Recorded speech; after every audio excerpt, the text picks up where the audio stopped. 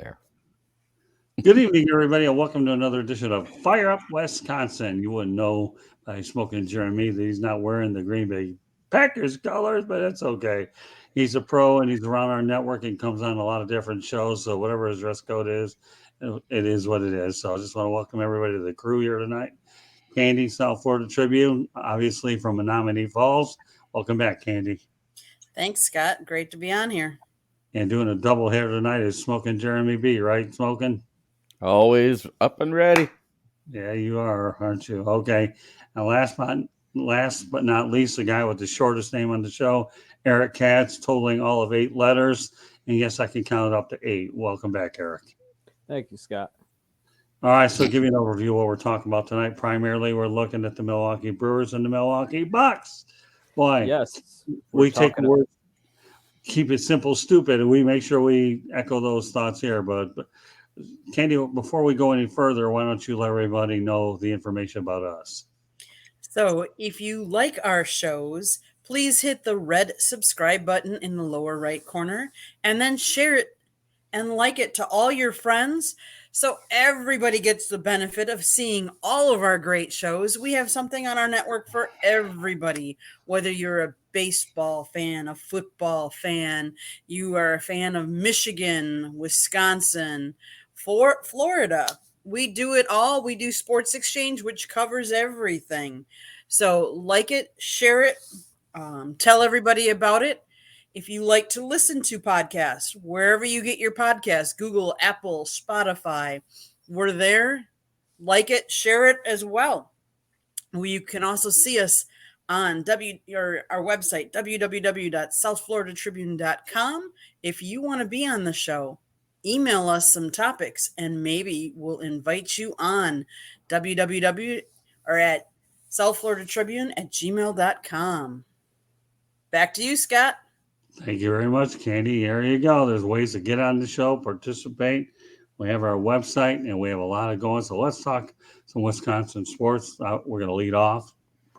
Appropriate baseball term, right? And so will this be the final year for Corbin Burnes out in Milwaukee? All right, Eric. I really believe it will be. I mean, I just wrote about this. It's obviously arbitration. The team goes ahead and just reportedly blames it on him for them not making the postseason when this team has just offensive issues galore up and down that lineup. It also doesn't help that Christian Yelich, who's supposed to be that number 3 hitter that they're paying the big money to, is more like a classic leadoff hitter now. I think that Burnes has accomplished a lot in just 2 years. He's gone to 2 All-Star games. He has a Cy Young Award to his name. He had a pretty nice encore season to that Cy Young Award, although not as dominant, but still can't go wrong. Can't duplicate what you did the season before sometimes. But I really think it could be the end. The Brewers are definitely going to lose him. It's just the fact of being a small market team, and it doesn't help that the relationship has kind of gone south. I really think that the Brewers are going to be looking to replenish their farm system a little bit with some hitters. I know that they need some help on the infield, especially with the volatileness of second and third base. And they definitely need the young prospects in there in order for them to potentially have a chance to reopen a contending window, because right now that window has slowly been closing. All right, Candy. So they were fighting over $749,000. Yeah. He wanted $10,750,000. They were willing to pay him $10,100,000. That's it. We're talking a Cy Young Award winner, a great pitcher. Honestly, the Brewers are making some questionable moves. Honestly, I mean, let's start with the Hader trade last year, and everybody keeps talking about it, I know, but it made such an impact with all the rest of the team that they felt that they lost part of a family. The one thing I will say about Craig Counsel's team is that he makes everybody seem like such a family oriented, that everybody's there. They're welcome there. They want them there. They want to be part of the family. And when you took such a big part of the family and moved him, you demoralized part of that clubhouse. And it shows in the numbers because they sank. I mean, they were up in the lead last year and they sank and they didn't make the playoffs. And then you're going to go and talk about your best pitcher and you're going to fight over $749,000. And you're going to blame not making the postseason on him when, if you look at the batting average of the whole team, they couldn't hit anything. So I'm sorry. As much as I love my Brewers, they have made some bad decisions when it came to these two pitchers in particular. All right, Jeremy. Well, Corbin, he's been great. 35-19 record, 3.21 ERA, 670 strikeouts.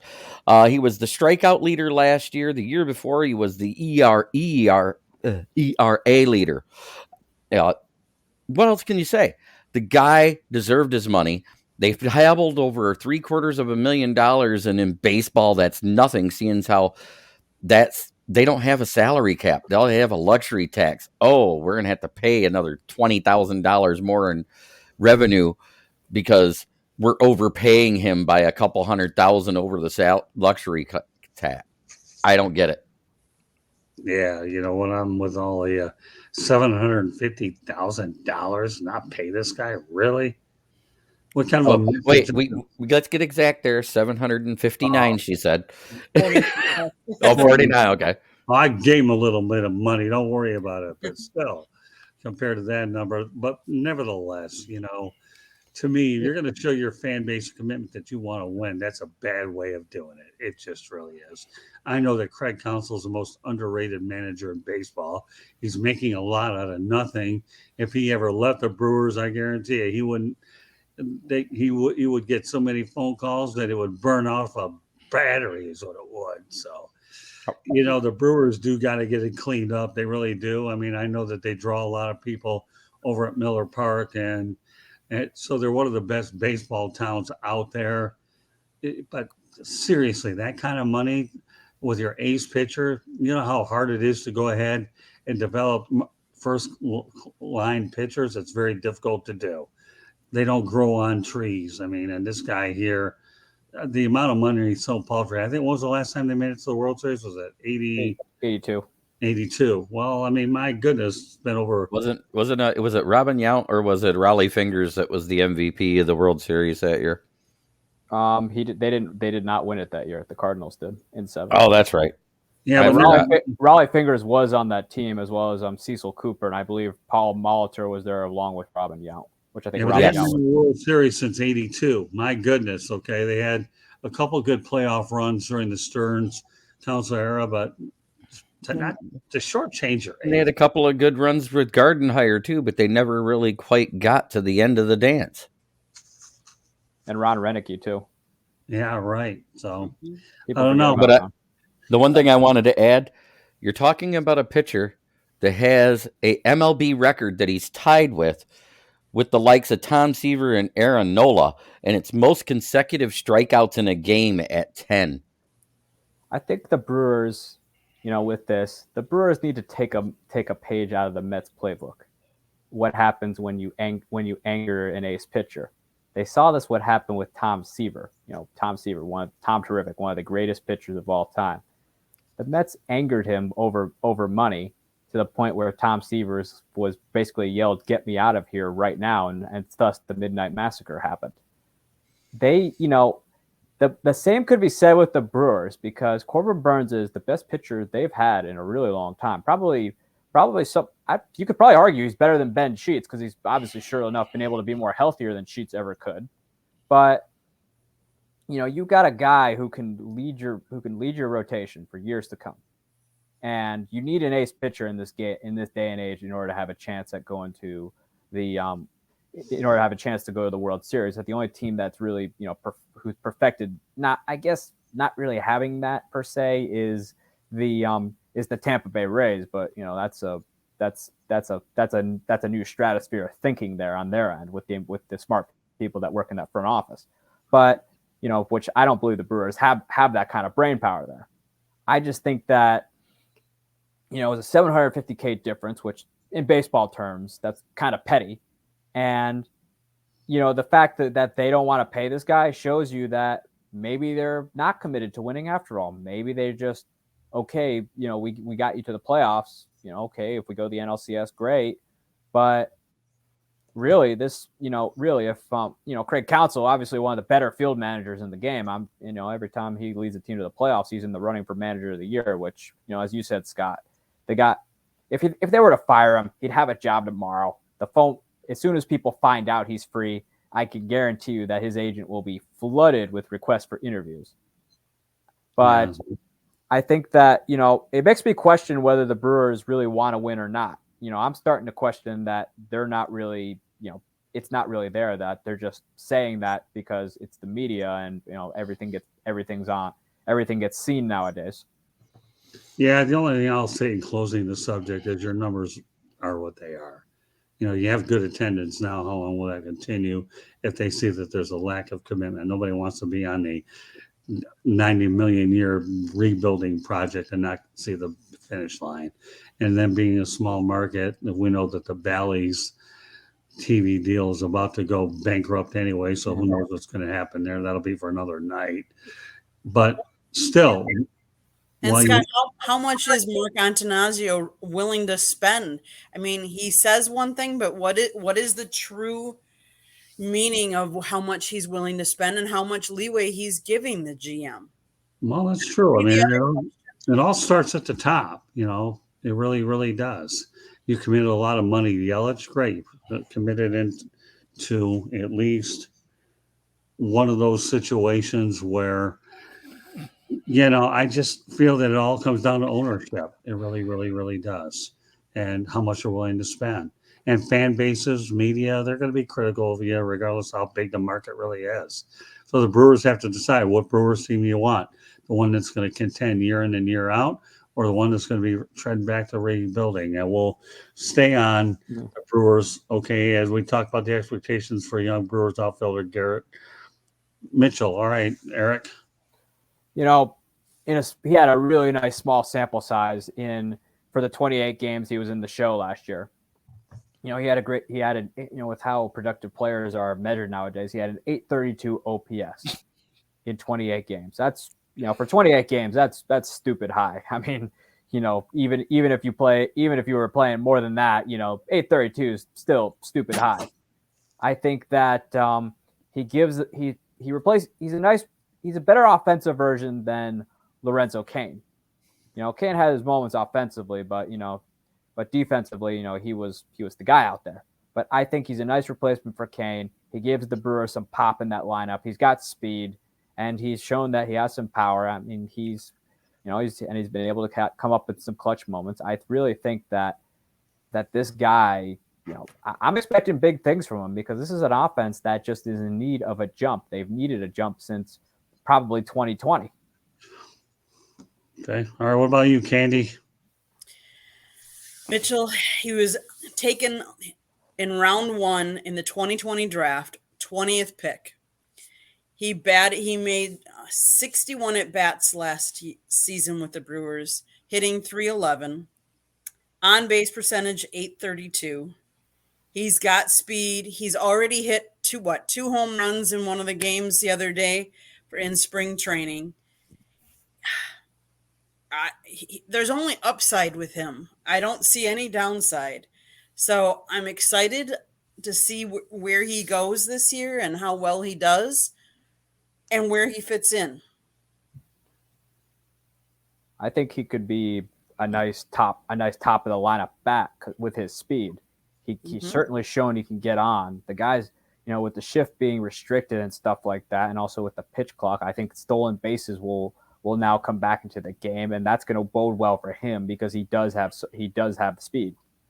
Well, and I think with his home run hitting ability, I think putting him in front of or behind Yelich might take a little pressure off Yelich, which might improve his stats because he went into such a slump. But let's face it, the pitchers could pitch to him however they wanted because there wasn't a lot of big bats around him to take away some of that. Right. It wasn't like when Yelich had the Ryan Braun protection, and then they were expecting him to be that guy. Well, the Brewers' I think David Stearns' big mistake there was not giving Christian Yelich protection, because we saw what he was doing in Miami. He had Giancarlo Stanton hanging around there along with a bunch of other big bats, and we saw how good he could be. But they were expecting him to just carry the load when the rest of the lineup seems to like to get into a collective slump for months and months at a time. Yeah, that's not going to cut it. Your better hitters have to have protection around you on both ends of your spot. Evidently, we'll see whether that plays out for Yelich with Garrett Mitchell. Anything you want to add to this, Jeremy?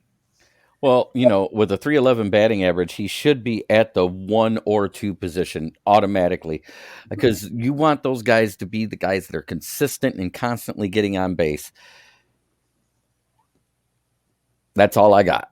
No, that's fine. All right, final topic of the night.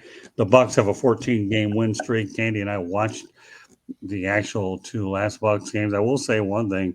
I enjoyed watching Huey Brown on the national telecast, but Dave Ash and Cassie Hubbard did a good job. Huey Brown's unbelievable. So I'm glad Huey was on those telecasts.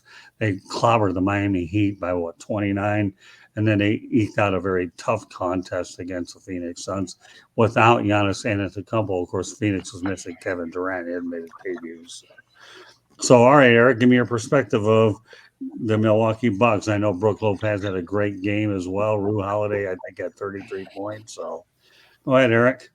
Well, but the Bucks, they've had various points in the year where they haven't had Giannis, and it's still been business like usual there. They do a good job playing like they do. They play a lot of team basketball. It's not just built around one guy. It's not like, a Laker offense that's pretty much centers around LeBron James, or even in the Celtics case where the shot's going to be taken by Jason Tatum. It's like, they were still, even though they didn't have Kevin Durant, the Suns still had Chris Paul out there, which Chris Paul is still he's not nearly the all-star he once was, but he's still a solid, he's still proven to be a solid, serviceable point guard. They still had some good players out there, so it's not like the Suns were coming in with their load management guys. I think they were pretty much playing the starters they had mostly before pre Kevin Durant. But Devin Booker's still out there. We all saw Devin Booker. Devin Booker can go off. I mean, once the guy's hitting, when he gets hot, he gets hot. But they still, it also helps that they traded. A great move they made was trading for Jay Crowder, which that's been a godsend for them. And there's a reason they've won 14 in a row because of the type of basketball they play. It's not centered around one guy. Yeah, it's Giannis is the star of the show per se. But when Giannis isn't there, they have other guys they can go to. Holiday has proven to be has become a terrific scorer since coming to Milwaukee. I think Brook Lopez is finally starting to get his offensive act together after having a slow start. But overall, the Bucks just play good team basketball, and that's what you have to do in order to win in the NBA. It can't be centered around one guy. For example, the Bulls figured that out after Doug Collins left, when Doug Collins would just have when Michael Jordan would be the only one touching the ball essentially and scoring all the points. Then you bring in and then they would bring in someone like Phil Jackson where everybody touches the ball, and boom, you have 2 different three-peats. Right, and also I should point out the Suns had DeAndre Ayton, who's one of the most underrated players I think in basketball. Candy. Oh. So what I'm going to say is the Milwaukee Bucks are playing great team basketball. And yes, they did not have Giannis. I think a healthy Brook Lopez has really helped. I think a healthy Drew Holiday. I think we underestimate what Brook Lopez has been doing for the Bucks. When they played the Miami Heat, I remember at some point they said 10 different Bucks had hit a 3-pointer. They were hitting 3-pointer. They were dropping 3-pointers like there was no tomorrow. I mean, they were hitting them at 41%, whereas the Heat only hit them at 22%. That makes a big difference when you're talking. You put up 46, so you made 19 threes to Miami's 9. The other thing I'm gonna say, and this hasn't always been the case, but their free throw shooting has been much improved. That makes a big difference down the stretch because if you're making the free throws, they might be a little less apt to foul you as opposed to, oh, you know what, we'll foul them because they're not very good at the free throw line, so we'll take our chances. Now, with that being said, there was a questionable call at the end of the game that they didn't foul when they were up by 3. Oh, I'm sorry, that was a wrong game we're talking. But the Bucks and the Suns, we watched that game. I'll be honest, I haven't watched a lot of the Bucks games, but it was refreshing to see how they do move the ball around a lot. They look for who's got the open shot. It's not a me. Oh, I'll dribble down the floor and I'll take the shot. They pass it around to get the open guy. They also know kind of who's hot, and then they'll try and feed that hotness. I was noticing that Middleton had a streak there where he was hitting them all, so they're feeding the hot player at the time. Smart basketball, and I hope they continue. Jeremy? They're playing some of the best basketball in the league right now, and we have to also consider Chris Middleton's been healthier than he's been over the last 2 seasons, and that's a big contributor. When he's playing well, the whole team plays well. I don't know what it is about him, and he's a good 3-point shooter as well. There's something about when he's on the floor, it makes a difference with the Bucks, whether Giannis is there or not. That guy is a decent defender for the perimeter, and he does really well at dropping that 3, and he gets to the line because of it. He can feint and do a little step back 3 and draw a foul. It's a good play. Yeah, I'm happy that Jay Crowder's back in Milwaukee, played for Marquette University, so he's playing in his hometown. But judging by the way the Milwaukee Bucks are playing, and I've said this all season, so I'm not jumping on a bandwagon. This team can easily win another world championship. I wouldn't bet against them. 14-game winning streak. They're playing well at the right time. Crowder gels, and when Giannis does get healthy, watch out. This team is awfully good. So I'm not going against them at all. I think they, and don't underestimate Mike Budenholzer as a head coach either. He's done a really, really good job since he's taken over. And I got to tell you, one of his assistants, Quinn Snyder, actually has been hired for the Atlanta Hawks job. And he's actually going to coach in his first game there as well, probably, I believe, tomorrow. So let me go over some particulars about the show, then we'll have parting shots. I do want to point out that Fire Up Wisconsin can be heard on iHeartRadio, Apple, Spotify, Google, or wherever you get your podcasts. So please hit the red subscribe button on YouTube, South Florida Tribune. We're striving for 1,000 subscribers. And so go ahead, hit that like and share button out there and tell your friends and family and all about it. So we are striving for 1,000 subscribers. Want to be a guest? No problem. Send topic ideas to southfloridatribune@gmail.com. Now we'll bring on our parting shots. And you know what, Jeremy? You can lead off with the parting shots. Yeah, Wisconsin sports have been in a decent place, mostly due to the success of the Packers, the Bucks lately, and the Brewers are on the come up. If they can actually get it together, who knows? Maybe they'll do something this season. Let's look forward to a good season here in 2023. All right, Eric. Well, happy baseball season's back. I mean, spring training games are rolling underway, and sooner or later we're gonna have opening day. And, fortunately for me, I'm actually heading out to the second home game of the season for the Brewers when they take on the New York Mets, or as I like to call them as a Yankee fan, New York Junior. You're a junior. That's funny. All right, Candy. So, Marquette basketball wasn't supposed to win the Big East.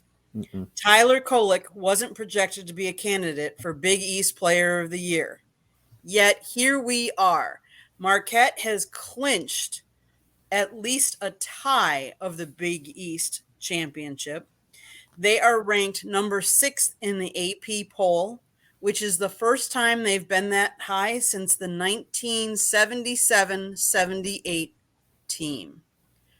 Way to go, Marquette. I wish you the best of luck. I hope you dance till your hearts galore. I'm so proud of all what you've accomplished. Tyler Kolek, he's a sophomore. Good job, Tyler. I can't wait to watch March Madness and see more of them. Okay. Well, I have a parting shot much different than all of you. Now, today I read something that First Takes mollyqerim made some idiotic comments about Packers quarterback Aaron Rodgers 4-day darkness retreat in Oregon. You know what? I keep bringing up ESPN recently for all the wrong reasons. But lately I've been watching them anyways because they really blew it with the Chuck Hughes thing when Herman Epworth didn't think that there was nobody that ever passed away on the field until he forgot that Chuck Hughes with the Lions played the game. But back to Molly. You know, she does a decent job trying to corral Stephen A. Smith as much as she possibly can. But Molly, okay. You don't know anything about meditation. You really don't. And all I can tell you is I would probably, I hate to say deceased, but maybe a little bit without it. It clears my mind. So whether you're playing an electronic game, listening to music, driving, which I have the luxury of doing on the ocean here in South Florida, meditation to me, folks, does the mind wonders. And my biggest decisions are made with meditation. The reason why I pause there is, you know what? Meditation is good for psychology, just to ease your mind. And Molly, if I were you, I would go out there and try it once in a while. You might think a lot different, okay, to me, than to be able to call out Rodgers. Let me tell you, well, Aaron Rodgers is a heck of a quarterback. We don't know what's going to come of his leadership, his little retreat out there. But so what? Let the guy clear his mind. The Packers aren't rushing him at all at the moment. They just like to know a few answers to me. And by the time the draft hits, free agency. So get out of there, Molly.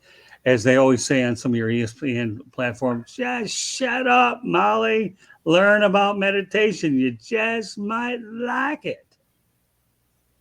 Anybody else have a response to that? Oh boy, First Take died after Skip Bayless left. Yeah, I think so too. Well, it may have died, but you know what?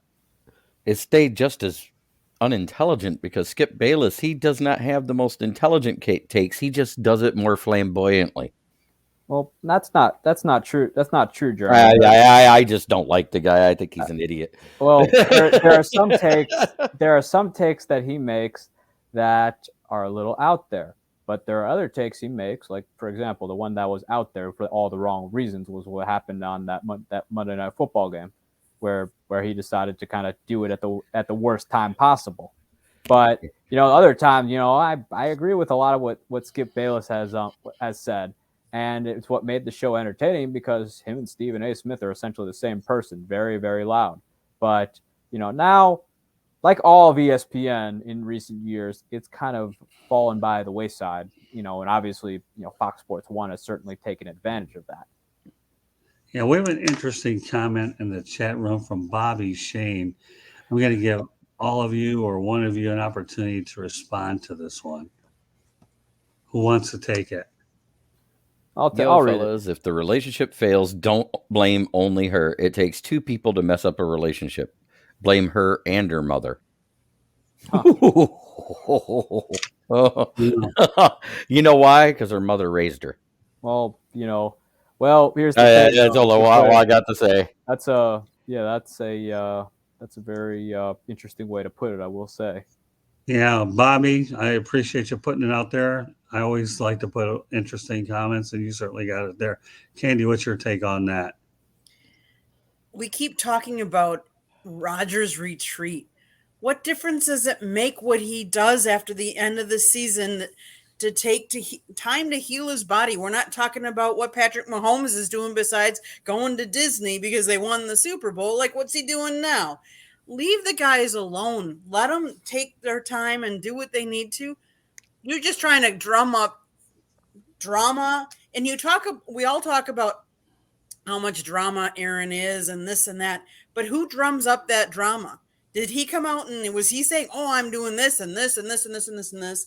He was asked what he was going to do, when he was going to make so then he told what he was going to do, and now we're all making fun of it and talking about it. It is kind of funny. I'm sorry. It's become entertaining than a lot of TV shows on Entertainment Channel, I will say.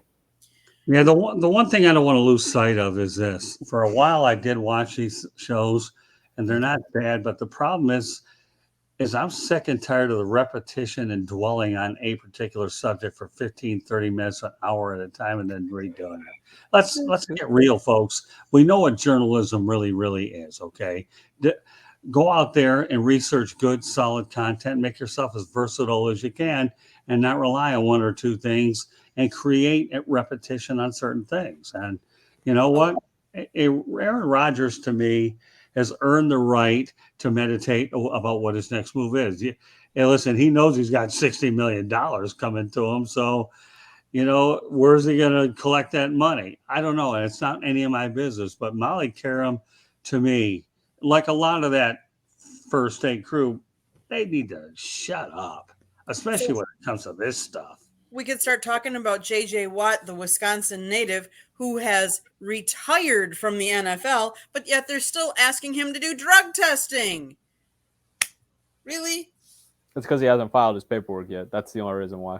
Yep. I mean, do we go out of our way here to come up with stupid stuff to talk about? I don't like to, but when I saw this thing here, and again, I'll reiterate one last time, okay?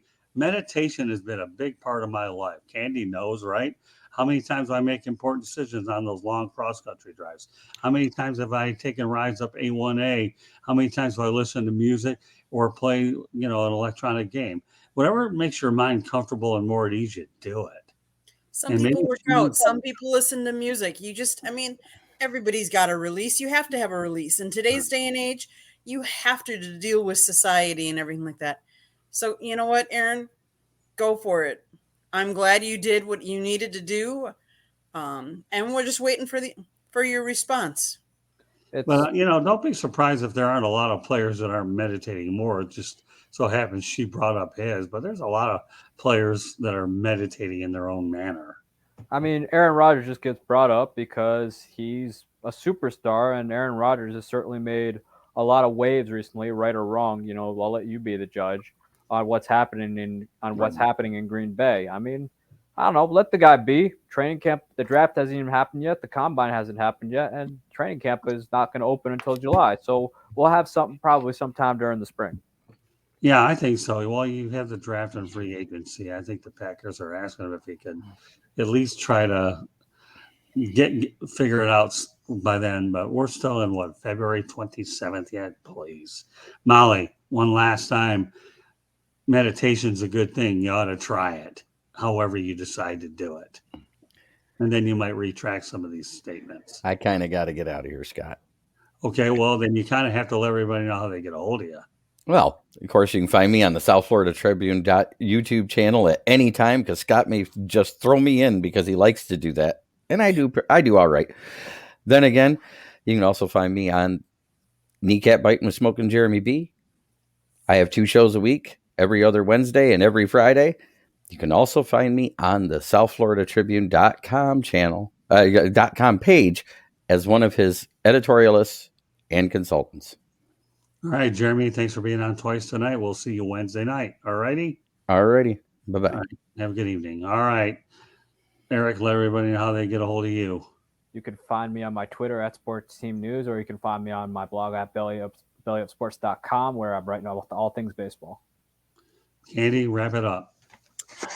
So you can find me here on Fire Up Wisconsin. You can also find me on Sideline Sports Chicks and Salsa Tuesday nights at 7:30. You can always catch any of our YouTube shows. Monday night, it's always Fire Up Michigan. Every other week, it's Fire Up Wisconsin. Tuesday nights are typically 108 Stitches baseball talk. Wednesday nights are Sports Exchange. Thursday nights are typically every other week will be Inside the Pigskin, and you might see another Fire Up show. You can always go to our website, www.southfloridatribune.com. You can email us any show ideas and maybe get on one of these broadcasts at southfloridatribune@gmail.com. You can listen to us wherever you get your podcasts, iHeartRadio, Spotify, Google, Apple, or wherever you get them. But most importantly, if you could please subscribe, hit that red button, be our 1,000th subscriber on our YouTube channel, South Florida Tribune. And you can always, Twitter handle is @Tribune South. We have a Facebook page, South Florida Tribune. Like us, share us, tell all your friends about us. Scott, your turn. All right. Well, I want to thank Bobby Shane for his contributions in the chat room. He certainly brought up a point that was worth everybody talking about. But meanwhile, this concludes this edition of Fire Up Wisconsin. Hope you enjoyed it. We'll be back in about 2-3 weeks for another episode. But meanwhile, we had a doubleheader tonight on the South Florida Tribune Broadcasting Network. We started up with Fire Up Michigan and wrapped it up with Wisconsin. And we have a lot of good shows for the rest of the week and going forward. So on behalf of Smoking Jeremy B., Candy Ebling of the South Florida Tribune, and Eric Katz, my name is Scott Morganroth. Thank you for joining us on this edition of Fire Up Wisconsin. And we will catch you all the next time. God bless and have yourself a great week. Bye-bye now.